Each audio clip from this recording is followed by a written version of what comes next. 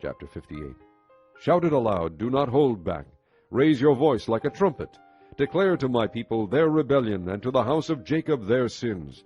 For day after day they seek me out. They seem eager to know my ways, as if they were a nation that does what is right, and has not forsaken the commands of its God. They ask me for just decisions, and seem eager for God to come near them. Why have we fasted, they say, and you have not seen it? Why have we humbled ourselves, and you have not noticed? Yet on the day of your fasting you do as you please, and exploit all your workers.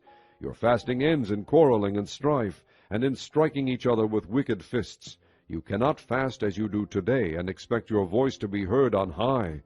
Is this the kind of fast I have chosen, only a day for a man to humble himself? Is it only for bowing one's head like a reed, and for lying on sackcloth and ashes? Is that what you call a fast, a day acceptable to the Lord? Is not this the kind of fasting I have chosen? To loose the chains of injustice, and untie the cords of the yoke, to set the oppressed free, and break every yoke. Is it not to share your food with the hungry, and to provide the poor wanderer with shelter, when you see the naked to clothe him, and not to turn away from your own flesh and blood? Then your light will break forth like the dawn, and your healing will quickly appear. Then your righteousness will go before you, and the glory of the Lord will be your rear guard. Then you will call, and the Lord will answer. You will cry for help, and he will say, Here am I.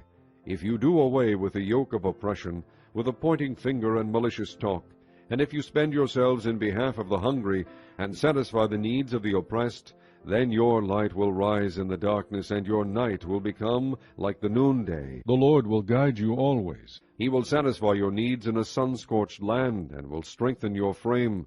You will be like a well-watered garden, like a spring whose waters never fail.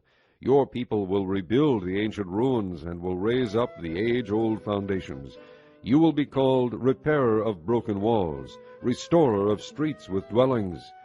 If you keep your feet from breaking the Sabbath, and from doing as you please on my holy day, if you call the Sabbath a delight, and the Lord's holy day honorable, and if you honor it by not going your own way, and not doing as you please, or speaking idle words, then you will find your joy in the Lord.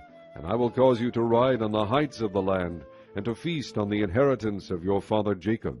The mouth of the Lord has spoken.